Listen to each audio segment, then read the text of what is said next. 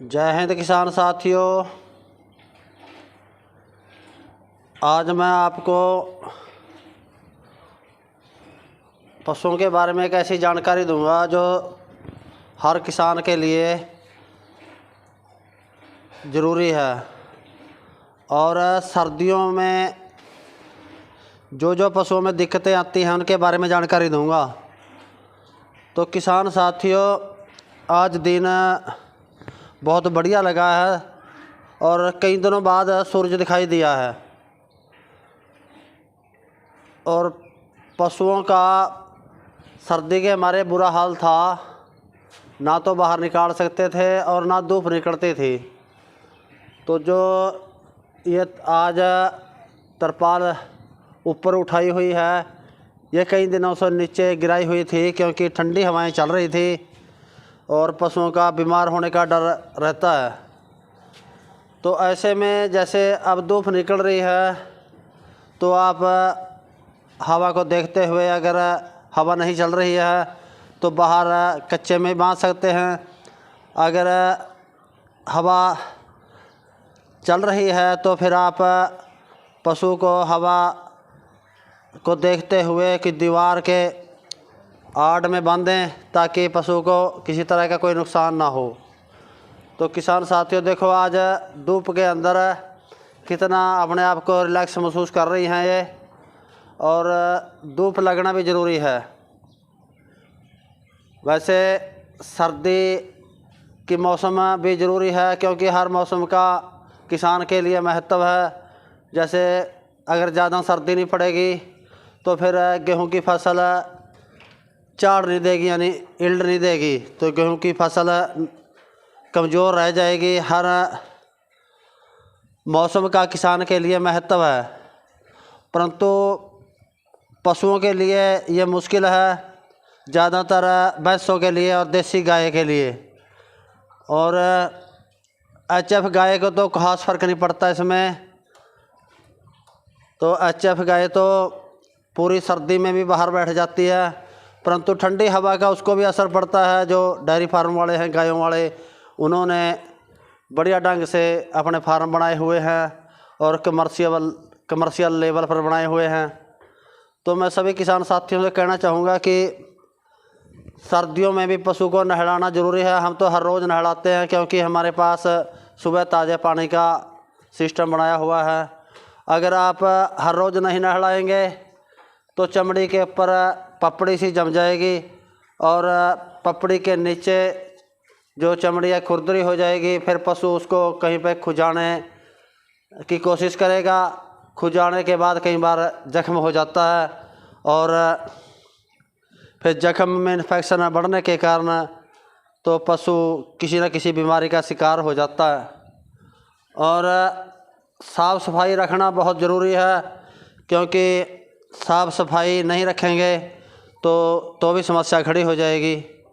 और एक किसान साथियों में कहना चाहूँगा आपको कि आज भूसे का बहुत ज़्यादा रेट है।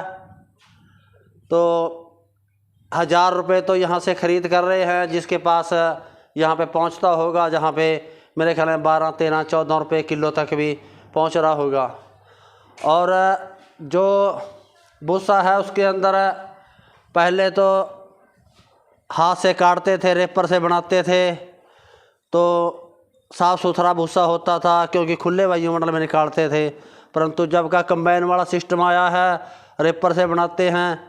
रेपर नीचे से जो चूहे की खड्ड से मिट्टी निकाली हुई होती है वो थोड़ी ऊंची होती है, उसको उठा लेता है। कई बार जो पानी रोकने के लिए डौलें बनाई हुई होती हैं, जिसको पंजाबी में मेड़ कहते हैं, तो वो भी उठा लेता है, मिट्टी अंदर चली जाती है। और जाली बहुत संघनी लगाई हुई होती है, उसमें गर्दा बाहर नहीं निकलता। तो किसान साथियों, ऐसे में ज़्यादातर पशु गंद खा रहे हैं। और जैसे जैसे भूसे की महंगाई हुई तो हमने देखा भूसे के अंदर ये जो व्यापारी वर्ग है अपना फ़ायदा लेने के लिए कुछ भी नहीं सोचता। ये कहीं से भी मिट्टी उठाकर, और कई बार तो मैंने देखा है हमारे एरिया में कीचड़ में भूसे को डालकर उसको भारी कर लिया जाता है और जब गाड़ी भरते हैं गाड़ी के अंदर उसको आहिस्ता आहिस्ता से मिलाते रहते हैं। देखने में तो वो नामात्र दिखाई नहीं देता, परंतु एक गाड़ी के अंदर 15-20 क्वांटल, 100 क्वांटलों में 15-20 क्वांटल वो कीचड़ वाला डाल देते हैं। और कई उसमें रेत डाल देते हैं, रेत का पता ही नहीं चलता। और इसलिए मैं किसान साथियों कहना चाहूँगा कि आप कहीं से भी बनाएं तो जैसे मैंने ये भूसा निखारने वाला मैं राजस्थान से लेके आया था, ये राजस्थान में बनते हैं भूसा निखारने वाला। तो अभी तो यहाँ से साफ़ सफाई हुई है, अगर साफ़ सफाई नहीं की होती मैं आपको दिखाता कि कितना गर्दा भूसे में होता है। और हमारे पशु अनबोलदा धन है, ये तो हमको कह के तो सुना नहीं सकते। तो इसलिए साथियों मैं कहना चाहूँगा कि आप भूसे को भी बहुत साफ़ सुथरा करके हम यहाँ से इसमें डालते हैं। और जैसे ही ये हैंडल घुमाते हैं तो इसमें इधर जाली लगी हुई है और ये जाली है, जाली में से इधर आ जाता है गर्दा और भूसा इधर निकल आता है। तो किसान साथियों छोटी छोटी सावधानियां हैं जो हमारे पशुपालकों के लिए जानना बहुत ज़रूरी है। और फिर सबसे बड़ी समस्या क्या आती है? सबसे बड़ी समस्या आती है गोबर को संभालने की। बहुत से लोग तो इसीलिए पशु नहीं रखते क्योंकि उनके पास गोबर गिराने के लिए जगह नहीं है। और अगर सामने गिराएंगे तो अपना पड़ोसी दुखी हो जाएगा, उसको स्मेल लाएगी। तो मेरे किसान साथियों अगर आपके पास अंदर जगह है तो आप ऐसे गोबर गैस लगा सकते हैं। आज हरियाणा सरकार ने भी सब्सिडी दे रखी है और पंजाब सरकार ने भी गोबर गैस के ऊपर सब्सिडी दे रखी है। हम गोबर यहाँ पे गिराते हैं, इसका गोबर यहाँ पे गिरा के, और ये उसका गोबर गैस का सेंटर पॉइंट है, ज़मीन के अंदर अंडरग्राउंड बनाया हुआ है। और ये पाइप यहाँ से होता हुआ हमारी रसोई में चला गया और रसोई में जाकर हमारा गैस का काम करता है। अब अप्रैल के अंदर 12 साल पूरे होकर 13वां साल लग जाएगा। आज तक किसी दूसरी गैस की कोई ज़रूरत नहीं पड़ी जो LPG गैस होती है।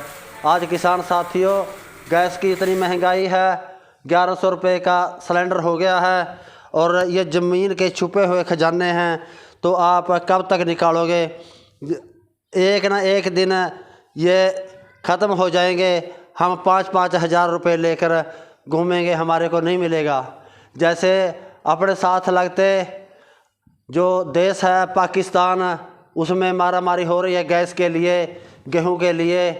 तो ऐसे ही व्यवस्था बिगड़ जाएगी अगर हम ध्यान नहीं रखेंगे, क्योंकि हर हिंदुस्तानी का फ़र्ज़ बनता है कि मैं अपने देश के लिए कुछ ना कुछ करूं। ये नहीं होता कि हर आदमी ही सेना में भर्ती होकर देश की सेवा करे या सरकारी नौकरी लाकर देश की सेवा करे। तो सेवा करने के बहुत से फील्ड हैं, आप ऐसे भी सेवा कर सकते हैं। जैसे 12-13 साल से हमने दूसरा सिलेंडर यूज ही नहीं किया, सारा काम इसी से करते हैं। और जो हम अन्न पैदा करते हैं किसान साथियों, तो वो रासायनिक खादें डालकर करते हैं और जो सेहत के लिए भी हानिकारक है। तो यहाँ से फिर हम गोबर डालते हैं इसके अंदर, तो यहाँ पर गैस बन जाती है। फिर इसका जो वेस्ट निकलता है, वेस्ट यहाँ से होता हुआ, देखो ये हौद के चबच्चे बने हुए हैं, तो यहाँ पे ज़मीन के अंदर चला जाएगा। ये देखो ऊपर मकान बना हुआ है और इसके नीचे भी हमने एक मकान बनाया हुआ है, 15 फुट लंबा और 12 फुट चौड़ा। और उसमें 6 महीने का जो उसका वेस्ट है गोबर गैस का, सलरी बोलते हैं जिसको, तो वो स्टोर हो जाता है। और फिर हम क्या करते हैं, ये मेन होल रखा हुआ है, ये मेन होल है, ये मेन होल, ये इस मेन होल से हम इसको ढक्कन उठाकर और इस पाइप के साथ हम समर्सिबल मोटर का जुगाड़ बनाया हुआ है। समर्सिबल मोटर लगाकर और ट्रॉली में चढ़ा देते हैं। ट्रॉली फिर खेत में चली जाती है और खेत में वो जाकर ऑर्गेनिक खाद का काम करता है, देसी खाद का काम करता है। किसान साथियों बहुत ही साफ़ सफाई रखनी ज़रूरी है, क्योंकि अगर साफ़ सफाई नहीं रखेंगे, देखो ये पीने वाला पानी है तो यह भी साफ़ सुथरा होना ज़रूरी है। अगर ठंडा महसूस करे पशु तो उसको ताज़ा देना ज़रूरी है, क्योंकि दूध बनाने के लिए पशु को पानी की भी ज़रूरत पड़ती है। जैसे 1 लीटर दूध बनाने के लिए 3 लीटर पानी की ज़रूरत पड़ती है, और अपने बॉडी चलाने के लिए और जीवन निर्वाह करने के लिए भी उसको पानी की ज़रूरत पड़ती है। या तो आप उसको खुला रखिए या फिर साथ में आप पानी का कोई भी सामान है पानी का उसके साथ लगा के रखिए कि जब पशु को ज़रूरत हो उसी समय पी ले, क्योंकि पानी पीना बहुत ज़रूरी है। जैसे देखिए ये छोटा बच्चा है, ये नाग बुल का बेटा है और अभी 3 महीने का नहीं हुआ, इसीलिए इसके पास अकेले फीड डाल रहे हैं और ये पानी का बक्सा लगाया हुआ है, क्योंकि पानी हर समय चाहिए। और आशा करते हैं कि ये बहुत बढ़िया बुल साबित होगा। ये नाग का बेटा है, लक्ष्मी डेयरी फार्म वालों का बुल है, एक नाग कोहिनूर का ब्रदर उसका बेटा है। तो किसान साथियों, ज़्यादा कुछ ना कहता हुआ, ये मैं सामान्य ज्ञान तकरीबन हर आदमी जानता है, फिर भी मैं रिमाइंड करा रहा हूँ कि ये बातें बहुत ज़रूरी हैं। ज़्यादा कुछ ना कहता हुआ किसान साथियों, मैं आपसे आशा करूँगा कि आप मेरी वीडियो एंड तक देखी होगी आपने और दूसरे किसान साथियों तक भी शेयर करिए।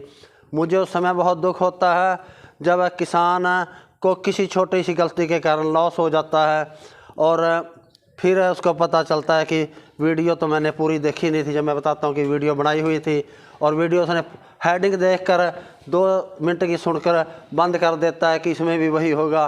किसान साथियों, मैं ऐरी गैरी कोई ऐसी वीडियो नहीं बनाता, तो मैं जानकारी के ऊपर वीडियो बनाता हूँ, इसीलिए मेरी वीडियो लेट आती है। तो मैं आपसे आशा करता हूँ कि आप इस वीडियो को दूसरे साथियों तक भी शेयर करेंगे। नमस्कार, जय हिंद जी।